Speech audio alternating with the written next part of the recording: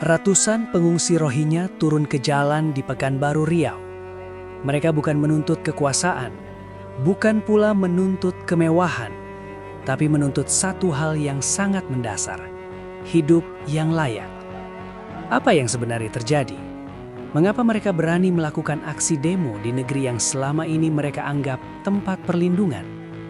Di video ini, kami akan mengulas fakta lengkap, kronologi demo, tuntutan para pengungsi, serta kondisi nyata kehidupan Rohingya di Pekanbaru, berdasarkan berbagai sumber berita terpercaya. Pastikan kamu menonton sampai akhir, karena di bagian penutup, kita akan membahas apa dampaknya bagi Indonesia dan bagaimana seharusnya persoalan ini disikapi. Pekanbaru, ibu kota Provinsi Riau, selama beberapa tahun terakhir menjadi salah satu kota yang menampung ratusan pengungsi luar negeri, termasuk etnis Rohingya dari Myanmar.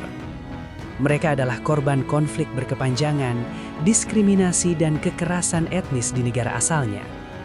Indonesia bukan tujuan akhir mereka, namun menjadi tempat singgah, tempat bertahan hidup.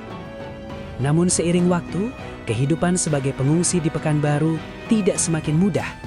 Justru sebaliknya, biaya hidup meningkat, akses pekerjaan nyaris tidak ada. Bantuan bulanan dinilai tidak mencukupi. Anak-anak kesulitan mendapatkan pendidikan formal. Dan ketika kebutuhan dasar tidak lagi terpenuhi, tekanan pun memuncak. Inilah yang akhirnya memicu aksi besar, demo ratusan warga Rohingya pada Januari 2026.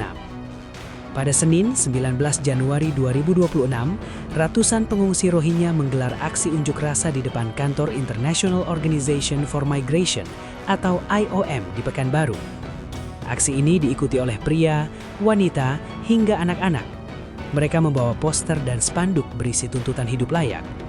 Demo berlangsung relatif damai dan tertib dengan pengawalan aparat keamanan. Tidak ada pertempuran, tidak ada perusakan.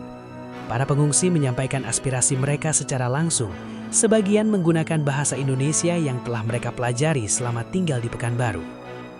Ada 3 tuntutan utama yang disuarakan dalam aksi ini.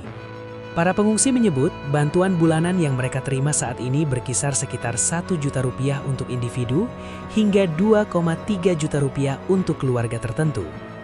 Menurut mereka, jumlah ini tidak lagi cukup untuk memenuhi kebutuhan pokok seperti makanan, sewa tempat tinggal, kesehatan, dan kebutuhan anak-anak. Tuntutan kedua adalah akses pendidikan yang layak dan gratis bagi anak-anak Rohingya. Tanpa pendidikan, mereka khawatir satu generasi akan tumbuh tanpa masa depan.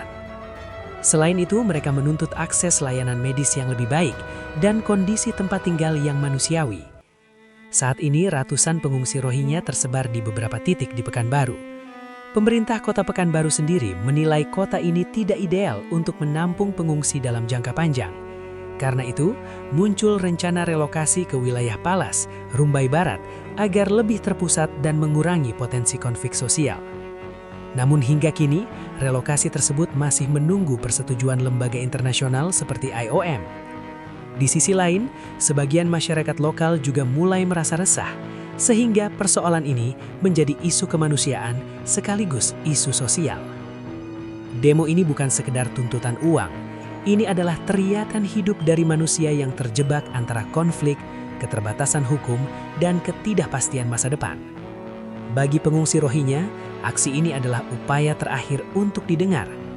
Bagi Indonesia, ini menjadi pengingat bahwa persoalan pengungsi bukan hanya soal menerima, tapi juga mengelola secara adil dan manusiawi.